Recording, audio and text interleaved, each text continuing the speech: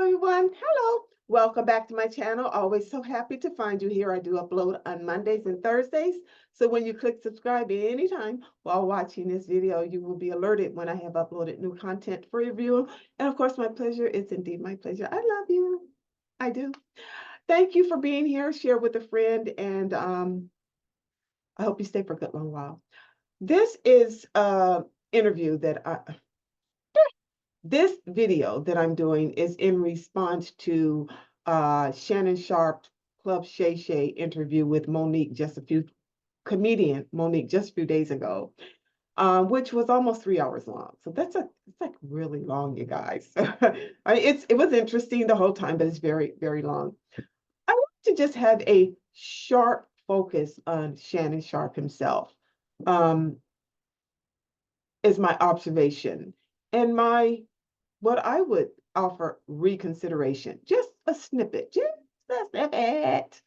from having dealt with people's egos, which is, I don't even want to say it's my specialty because it's becoming a specialty, but I don't want that.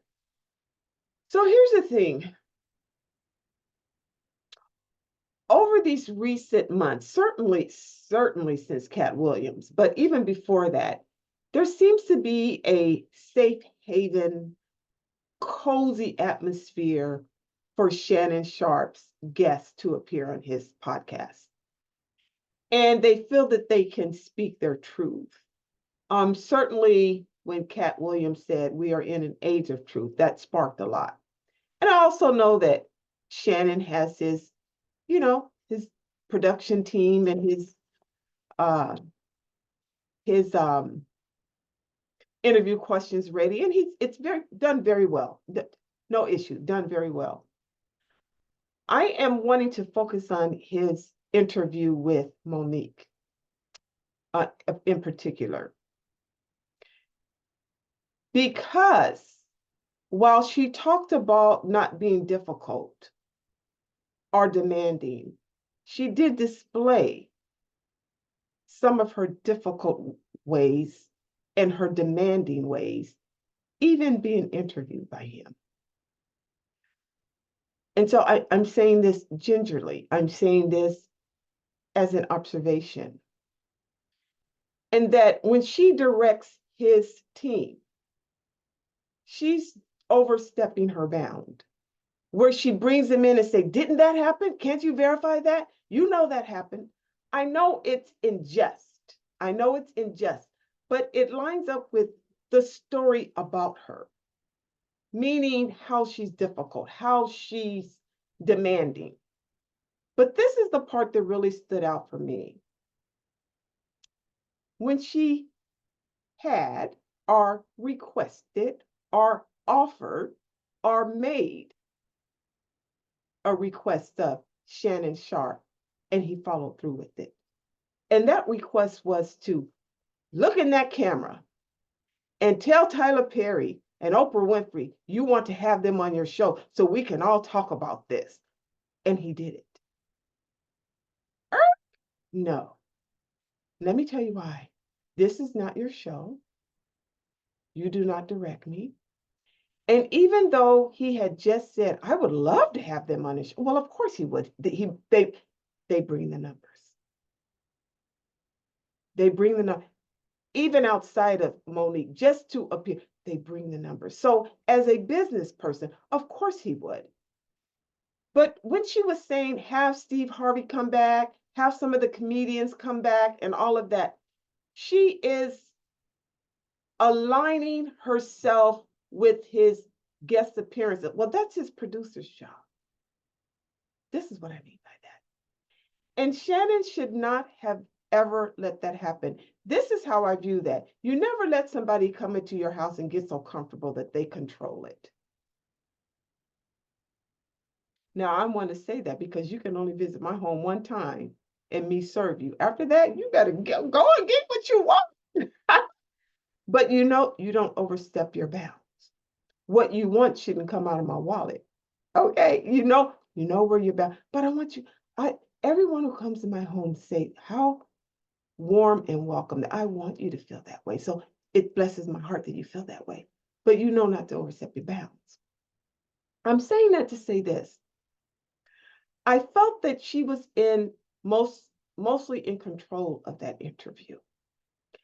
And when he was in his role, she would yank him back if you observed it closely enough.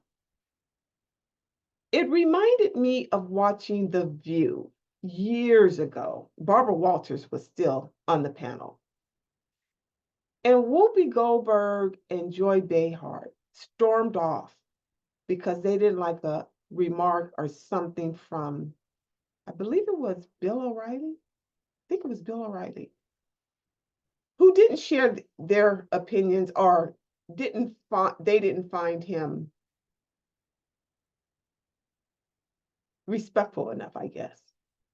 And they stormed off of their own set, and it was live. And Barbara Walters was like, "Oh my God, like, don't ever do that. You never do that." And she gave them a light reprimand and made them go charging back out there. And what she said later in an interview is, you never, even when you don't agree with your guest, you never let the guest take control of the show. You're the host. You invited, they are on your grounds. You remain in control. Now, I have a little YouTube channel, and you ain't gonna do it here. Trust and believe. So when she did that several times, look in that camera and tell them this, and he did it, I said, no, you're out of line. And Shannon Sharpe should not have done it, even though he would love to have them there. So that's one way that I looked at it. Number two is, as an interviewer or as a guest host, just like on the example of The View, you don't have to agree with them. You don't even have to like the answer. You might not even like them. But you invited them there, and you are to be a gracious host. You should thank them for their time. You should make them feel welcome. You put all that snack in a green room, handle it.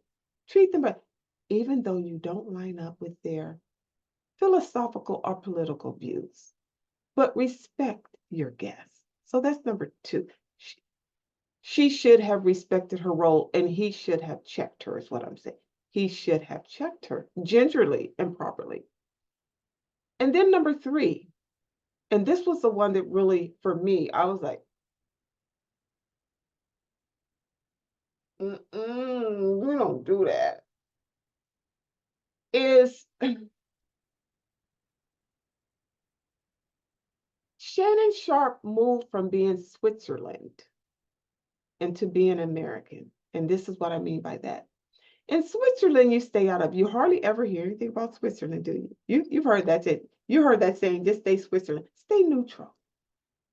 As an interviewer, you are to stay neutral. The moment he called them in, invited them in, saying Tyler and Oprah, and then he gave an explanation as to why. He went on, go back and see it. I'll drop the link in the description box for you. But he says, she's hurting and she wants your apology. And you come talk to her. You can come right here. You're out of line. You're no longer in there. You're lining up with Monique. Even if you agree with her, you're no longer Switzerland. You're no longer neutral. And you never do that. I recall seeing Snoop Dogg on a documentary regarding Tupac. And he said, Tupac was never the thug like us. We really was in gangs. We really was thugs. But Tupac was a general. He came from a movement. He was around military Black Panther type move. He was that. And we, even though we were thugs and he was around us, he never became a thug like us. We had to elevate up to where he was. He was not dropping back down. And that's what kept him Tupac, even around all these thugs. He went on to say that right before Tupac died, not as a reason that he died, but right before he died, he he was always neutral, meaning where he was in his upbringing, background, not a thug, not a gang member. That right before he died, he began to sway to a side. He took a side, is what quote unquote Snoop Dogg said. He took a side. And the moment you take a side, you make an alignment and you're no longer neutral because you took a side. So don't take a side, is what he was saying. Now, I would agree to all of that for Shannon. Wonderful podcast. I love it. I love it. But you never take a side.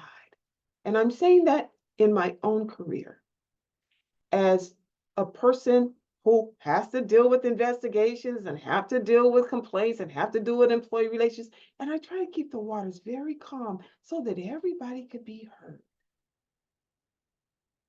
And make less of the complaints, make it less, but to stay neutral.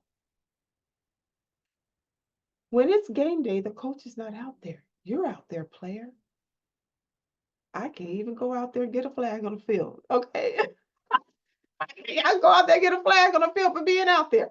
So know your role and make sure that your guests respect you, even though you know having those bigger names that come on your show would just really, oh, you think you blew the internet up with Katt WIlliams. You're going to really blow it up with Oprah and Tyler, because I also view this when he said that as not only lining up with Monique, but almost like, now these are my words. These are my words. A slither of bullyism. You don't come out now, come and speak for yourself. Everybody else is come speak for yourself. Come on this show, speak for yourself, because she said a lot of stuff about y'all, so you better come up here and defend it and all of that. Well, this is nonsense. A true professional isn't even going to respond. That's why they haven't. So just watch that. Ratings or no ratings. A true professional isn't going to respond to a bullyism calling. Okay? So that's all I'm saying. The ego within them is going to shut you down. And they don't even hear you anymore.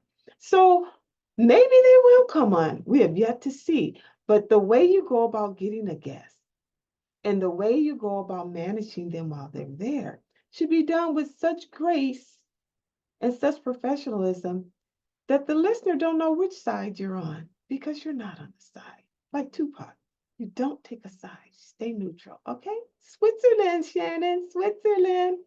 I love you. If you've gotten this far, please click subscribe, share with a friend, and I'll talk to you next time. Bye.